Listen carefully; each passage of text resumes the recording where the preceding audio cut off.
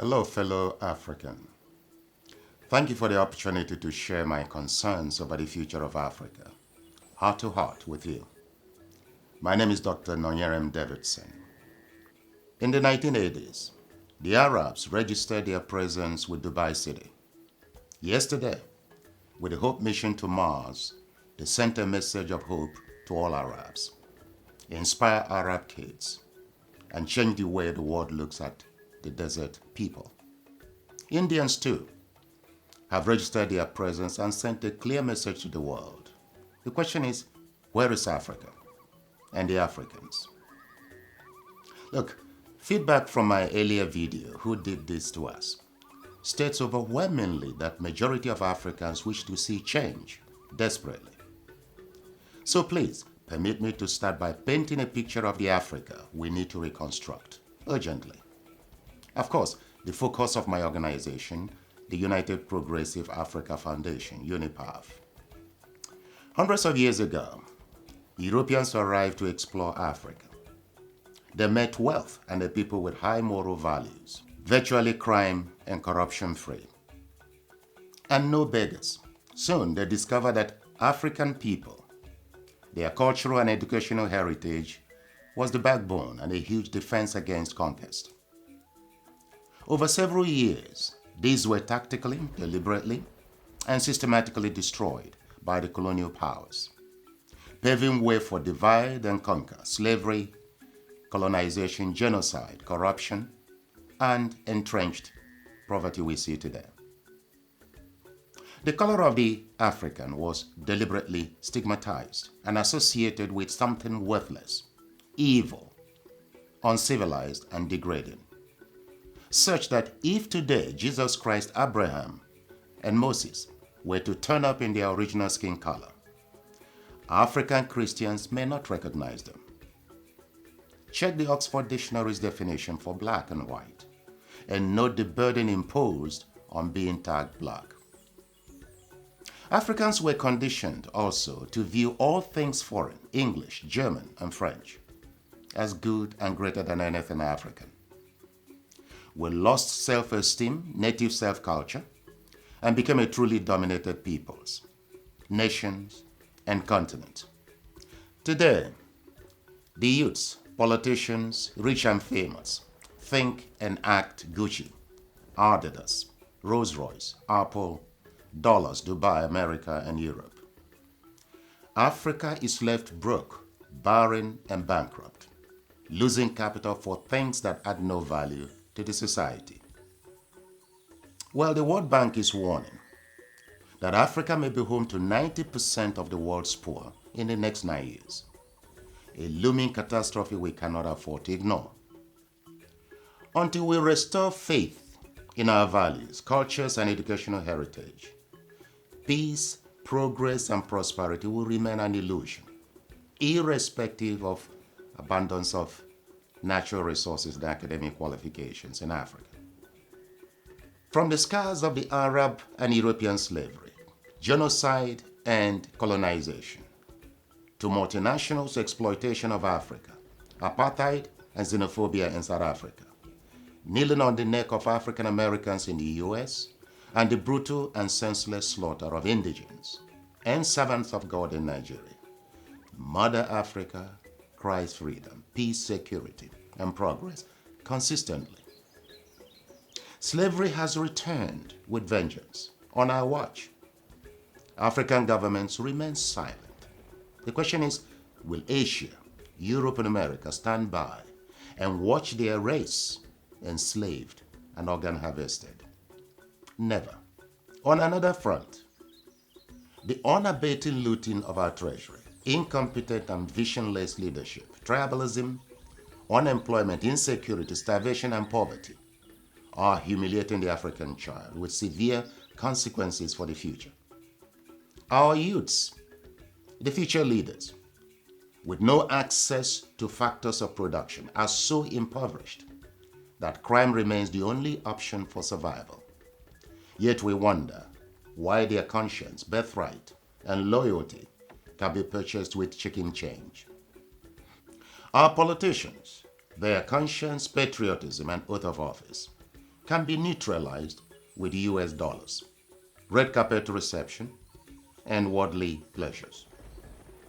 Yet we wonder why the African race is ridiculed across the world and remaining poor despite abundant natural and human resources. Our intelligentsia is cowed to silence with fear, intimidation, tribal loyalty, and political appointments. Yet we wonder why it remains uneducated despite mountains of university degrees. Each time one fights for African rights, survival, peace, and progress, only one hand is fully active because the other is busy shielding from fellow Africans, fighting and sabotaging the efforts. This is a big challenge, and these are serious behavioral challenges facing Mother Africa and which must be addressed urgently if we are to progress like other races. Therefore, strategic and sustained mindset transformation programs offer a long-term solution, and hence our movement, UNIPAF. Africans need to develop inquisitive and independent mindset. Those of us who volunteer our time and service do so not because we're rich, have spare times, free from personal challenges, or in search of recognition. Far from that. We're driven by the challenges facing our race, continent, nations, and peoples, and a firm belief that Africa must and can liberate itself with own citizens. You see, we draw inspiration from our heroes.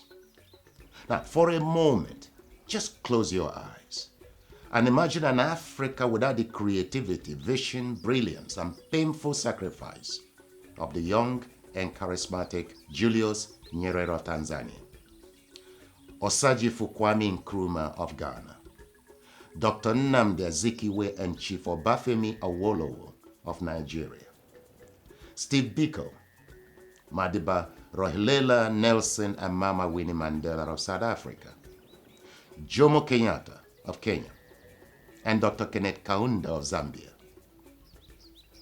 Here's a question for you. What life will you be living right now in that Africa?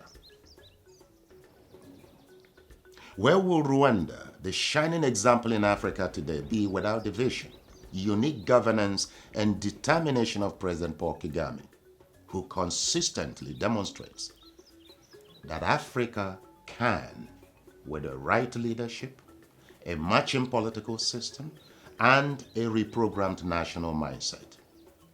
You see, it is now our turn to shape a better future for the next generation.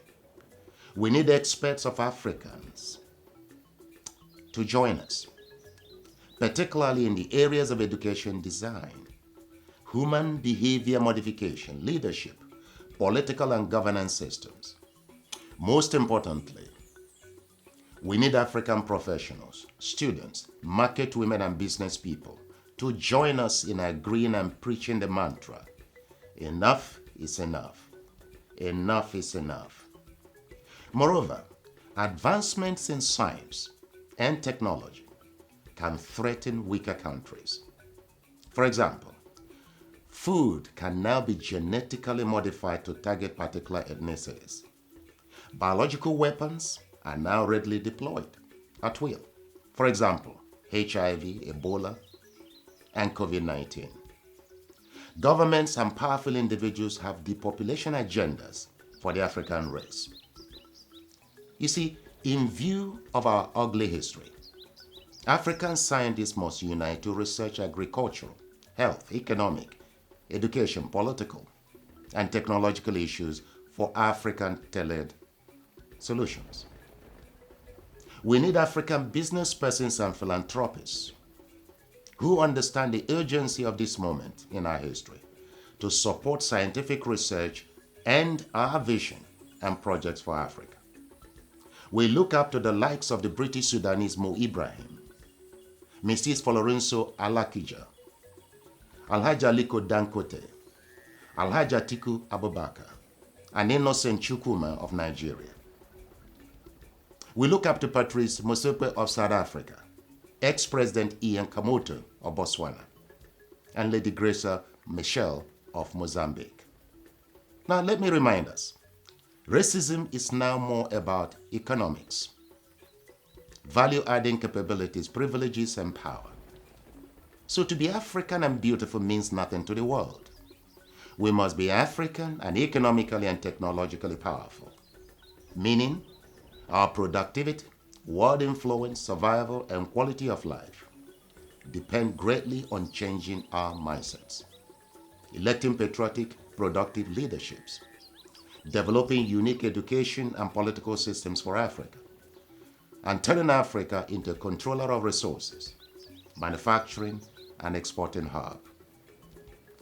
Let me assure you, in Africa we have the capacity to transform, prosper, and deliver freedom with responsibility. Europeans are not born white but Caucasians.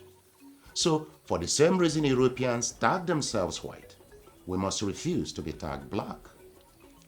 Please join us wholeheartedly and volunteer your talent, service, and financial support. Share this message to reach every African on this planet. Africans, arise, be in control. Think and act African. For who controls Africa controls the world. I thank you.